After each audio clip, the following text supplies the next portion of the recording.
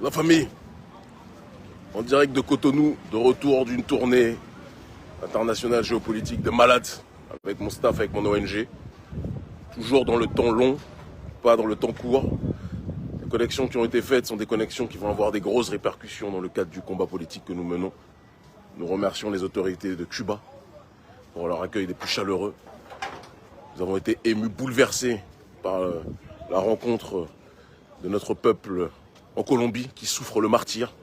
Et je pense que c'est très important qu'on reparle dans les temps à venir de la situation de notre peuple en Amérique du Sud, parce qu'on a tendance à oublier que notre peuple ne se limite pas à la francophonie, mais qu'il est partout, dans la zone dite anglophone, dans les pays d'Amérique latine, dans les Caraïbes.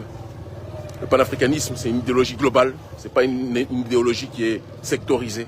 Partout où notre peuple est, le panafricanisme vit. Et donc il sera important qu'on revienne dans les temps à venir sur la souffrance de notre peuple. C'est le rôle d'urgence panafricaniste. Nous sommes des urgentistes de cette cause. Partout notre peuple a besoin de nous, d'être présents. Mais le direct que je fais est un direct qui me permet de compenser mon absence ces derniers temps sur les réseaux sociaux. Vous avez été très nombreux à me dire que vous vouliez que j'intervienne plus par rapport à ce qui se passe en Afrique, et je le comprends. Mais avec la tournée, c'était impossible. C'était impossible que je puisse être efficace pour faire des lives pour la simple et unique raison que bien souvent les réseaux sociaux, la connexion internet dans les endroits où j'étais n'était pas des plus optimales. Avant toute chose, je pense qu'il est important que je vous dise de manière fondamentale que je vous aime. Je regarde où je marche parce qu'à Cotonou, ça va? À Cotonou, là, on dirait il a plu, il y a de la boue partout. Et vous savez là où sont les routes, hein, dans nos pays, les routes sont là où les riches sont. Mais là où les riches ne sont pas, il n'y a pas de route, il y a la boue. C'est ça aussi le développement de nos pseudo-présidents qui se prennent pour des réformateurs, mais qui ne sont rien d'autre que des hypocrites sur le terrain politique, sur le terrain du développement, comme c'est le cas de Patrice Talon. Même s'il y a beaucoup de choses qu'il a fait de bien sur le terrain infrastructurel, et beaucoup de choses qu'il a fait de bien moins bien sur le terrain du développement humain, puisque c'est quelqu'un qui brise son peuple plus qu'autre chose, brise le prolétariat plus que jamais. Donc je vous le redis, je vous aime, en crevé. Et je vais intervenir aujourd'hui sur la situation que notre peuple connaît. Du côté du Sénégal, mais on ne va pas s'arrêter au Sénégal. On va parler aussi de notre peuple en Côte d'Ivoire, on va parler de notre peuple aussi au Bénin, on parlera de notre peuple aussi au Niger, on parlera de notre peuple dans un pays qui s'appelle, dans une plantation qui s'appelle la France-Afrique. En sachant que lutter contre les marionnettes de cette France-Afrique-là, c'est lutter pour la souveraineté de nos populations. Alors on va commencer par le Sénégal. En priorité, j'adresse toutes mes pensées les plus profondes, les plus chaleureuses, vis-à-vis de tous les martyrs, tous ceux qui sont tombés sous les balles de la police meurtrière de Macky Sall. Macky Sall est le maquillage sale de l'impérialisme français, le maquillage sale du néocolonialisme, le maquillage sale de la prédation néolibérale occidentale sur le continent africain. Et mettre fin aux dérives de Macky Sall, ce n'est pas un devoir juste sénégalais, c'est un devoir panafricaniste dans sa globalité. Mettre fin aux dérives de Macky Sall qui a vendu son pays aux plus offrants, qui a mis en location son pays vis-à-vis des entreprises telles que Auchan, telles que les structures européennes de manière générale, en faisant en sorte de pouvoir mettre de côté les producteurs locaux et valoriser la production étrangère. C'est Macky Sall le responsable numéro 1 de cette situation. Et le Sénégal est dans une crise économique en donnant la sensation qu'ils sont dans une logique de développement. Ils sont dans un développement dans l'acception occidentale. Mais ils sont plus que jamais dans un emprisonnement dans l'acception africaine. Parce qu'il ne peut y avoir de développement si vous ne valorisez pas votre production locale. Et c'est ça le problème du maquillage sale de l'impérialisme français. Macky Sall, dans sa stratégie de vouloir gratter un troisième mandat, a compris que s'il laissait le frère Ousmane Sonko, qui est son opposant le plus radical. Il faut même qu'on puisse essayer de déconstruire le schéma tel qu'il est installé, parce que la haine qu'il voue à Sonko n'est pas simplement une haine de la France-Afrique contre le panafricanisme, c'est beaucoup plus complexe que ça. On a vu sur le terrain politique et géopolitique bon nombre d'opposants politiques. Lorsqu'il y avait des alternances au niveau institutionnel, le président d'un temps devenait l'incarcéré de l'autre temps. Dès lors que son opposant radical lui succéder au pouvoir. Et Macky Sall voit un scénario à la Hosni Moubarak ou autre se propager à l'horizon. Et c'est pertinemment que si Ousmane Sonko arrive au pouvoir, Macky va aller au placard. Et donc Macky est prêt à brûler son pays. J'ai entendu des abrutis, des imbéciles, qui nous disent que oui, le nombre de morts qu'il y a du côté du Sénégal, c'est Ousmane Sonko qui est responsable de ces morts. Bande d'imbéciles heureux.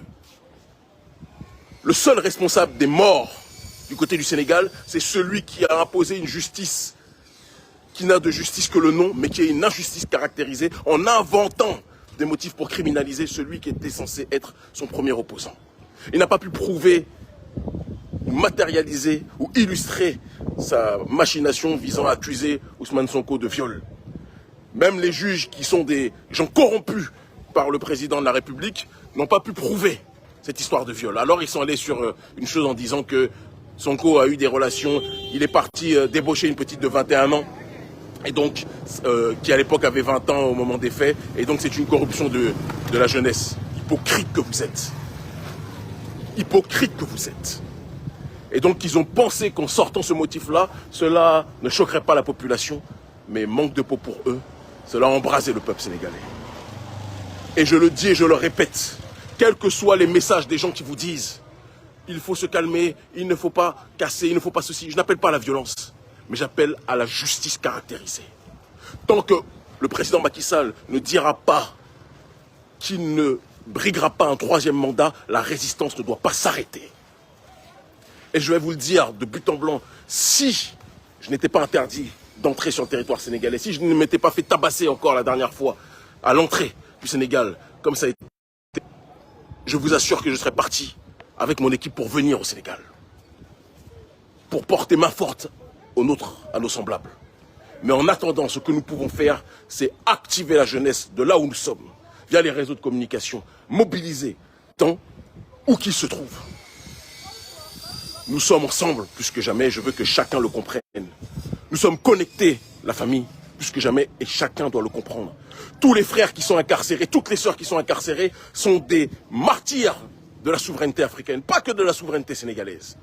Ils sont des martyrs d'un processus d'autodétermination, d'un processus de décolonisation qui a commencé bien longtemps avant l'histoire du Sénégal. Ça a commencé avec le Mali.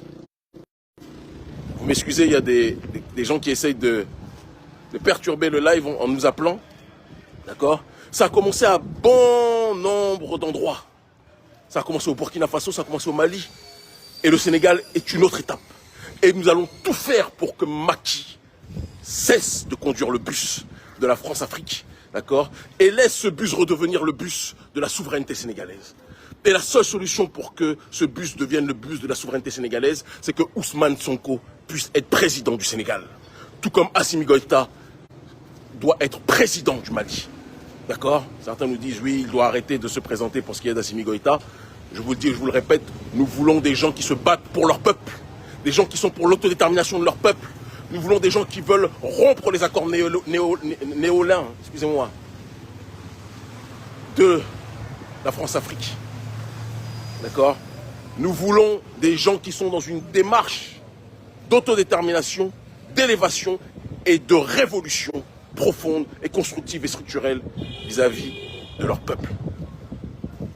Léonien, excusez-moi. Et donc je dis et je répète à tous mes semblables, où qu'ils se trouvent au Sénégal, ne baissez pas la garde. Ne baissez pas la garde.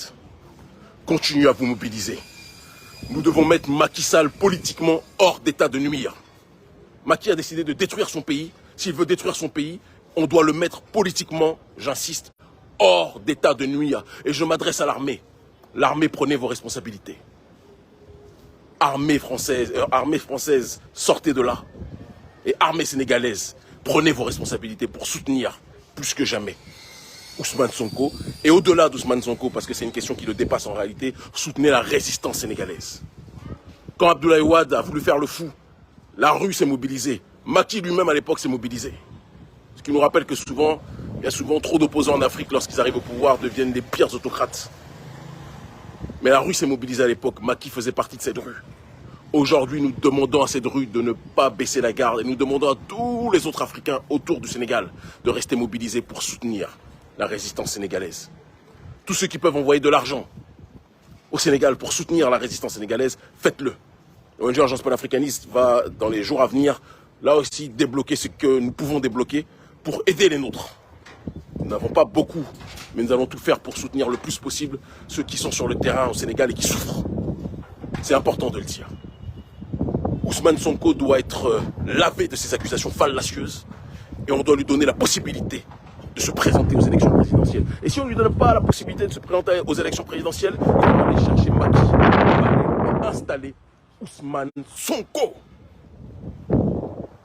C'est de ça dont il s'agit. Tout le reste n'est que littérature. Ce que je dis pour le Sénégal est valable pour la Côte d'Ivoire d'Alassane Dramatique Ouattara. Oui. Alassane Ouattara lui-même, qui est le deuxième pilier, qui est le premier pilier de l'UMOA, Macky Sall est le deuxième. Alassane Dramane Ouattara est donc le premier pilier de la France-Afrique du néocolonialisme. Et avec Macky Sall, ils ont structuré, ils ont cimenté la soumission africaine aux intérêts français plus que jamais. Et donc ces dirigeants doivent être déboulonnés. Ces dirigeants doivent être déboulonnés. Nous devons rompre les accords léonins plus que jamais qui lient nos pays au néocolonialisme français et au néocolonialisme sous toutes ses formes. Nous devons faire en sorte aujourd'hui que nos pays puissent être dans un processus véridique, véritable d'autodétermination et de souveraineté totale. Et ceux qui refuseront cette démarche-là devront être combattus plus que jamais. Et donc je dis de la même façon à la résistance en Côte d'Ivoire, organisons-nous, organisez-vous pour que Alassane Dramatique Ouattara puisse lui aussi tomber. Quand un conducteur emmène le bus dans le ravin, les passagers du bus doivent neutraliser ce conducteur-là. Et ce conducteur sur le terrain politique se nomme Alassane Ouattara en Côte d'Ivoire, se nomme Macky Sall au Sénégal, se nomme du côté du Bénin Patrice Talon. Les gens ont peur de prononcer son nom, parce qu'au Bénin, trop de gens ont peur de leur nom, mais il faut arrêter avec cette démarche-là. Moi, je vous le dis, les yeux dans les yeux, Patrice Talon fait partie lui aussi de ce système de la France-Afrique. Patrice Talon, lui aussi, est dans une démarche d'implanter l'oligarchie néolibérale occidentale dans notre pays, dans le pays de Béhanzin, dans le pays de Glélé, dans le pays des Akodji. Et nous ne l'accepterons jamais. Nous voulons la souveraineté totale. Nous voulons l'autodétermination totale. Nous voulons la justice sociale et non pas la justice pour une minorité qui vit avec des millions et des millions et des millions pendant que la majorité vit avec moins de $100 par mois. Ce n'est plus acceptable. Nous voulons valoriser nos productions locales. Nous voulons vivre de ce que nous produisons. Nous voulons profiter de nos ressources. À chaque fois, on vous dit qu'il y a des risques de terrorisme. Les risques de terrorisme apparaissent aux endroits où on découvre qu'il y a des richesses minières, des ressources minières qui sont présentes sous le sol. Et tout le monde sait que ces terroristes-là ne sont que, en réalité, des mercenaires, des multinationales occidentales qui sont là pour déstabiliser nos territoires, pour justifier la présence des armées françaises et occidentales afin de piller nos ressources. Ça aussi, cela doit s'arrêter. C'est un combat global. C'est pour ça que quand je lis certains qui me disent Kémy, c'est un combat des Sénégalais, il faut laisser... Non, ce n'est pas un combat des Sénégalais. C'est un combat panafricaniste dans sa globalité. Non, ce n'est pas un combat ivoirien. C'est un combat panafricaniste dans sa globalité. Ce n'est pas un combat béninois. C'est un combat panafricaniste dans sa réalité, dans sa globalité. Et nous devons plus que jamais tous être connectés.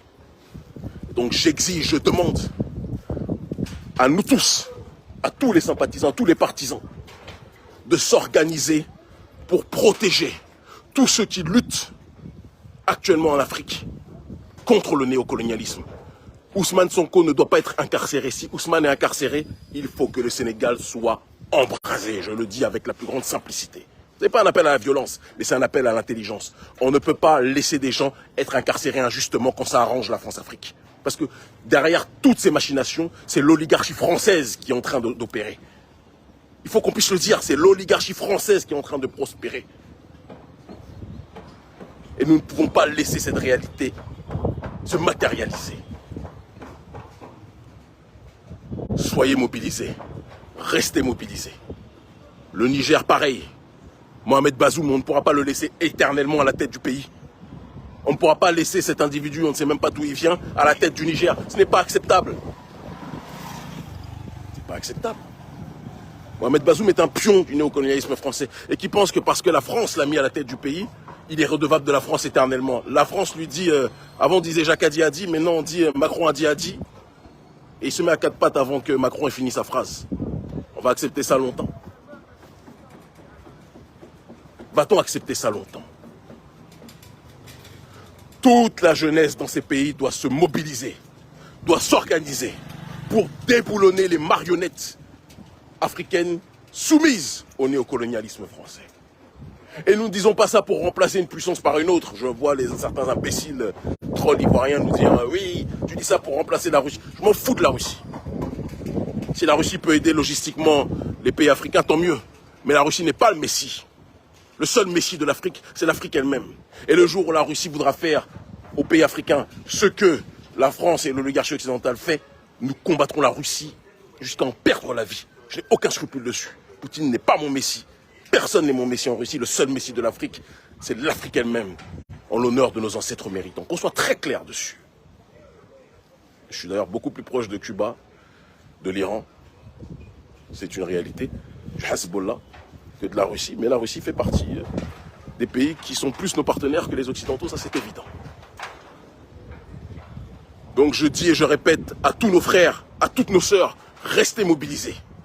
Maintenez la pression. Bousculez l'oligarchie d'Occident. Bousculons l'oligarchie d'Occident.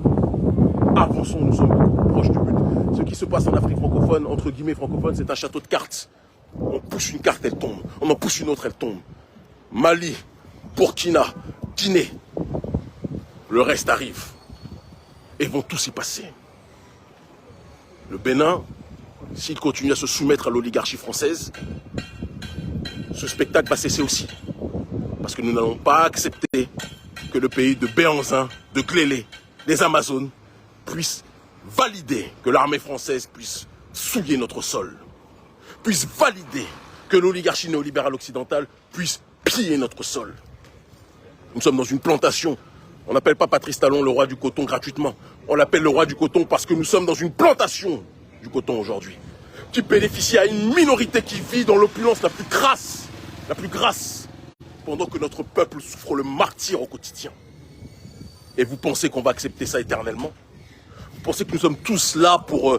parce que c'est ça le mode de fonctionnement au Bénin, sur le terrain politique. Ceux qui existent sont ceux qui acceptent de manger dans la main de Patrice Talon. Nous, on ne mangera dans la main de personne. Nous voulons la fin du néocolonialisme et nous bousculerons tous ceux qui y sont soumis. Et vous savez que quand on fait des tournées géopolitiques, c'est pour être le plus efficace aussi, pour déstabiliser les marionnettes du néocolonialisme. Et croyez-moi, les tournées sont des plus productives. Restons mobilisés. Maintenons la pression. Bousculons l'ennemi par tous les moyens à notre disposition. Armés de nos pays, rejoignez la population. Et vous aurez un rôle plus que jamais fondamental, déterminant pour notre libération. Je vous aime en crever, peuple d'Afrique, en l'honneur de nos ancêtres méritants, et par la grâce de Dieu l'unique, Dieu tout-puissant, nous vaincrons. L'Afrique libre ou la mort, nous vaincrons. Ils commencent tous à comprendre. Force et honneur à vous. Je vous aime.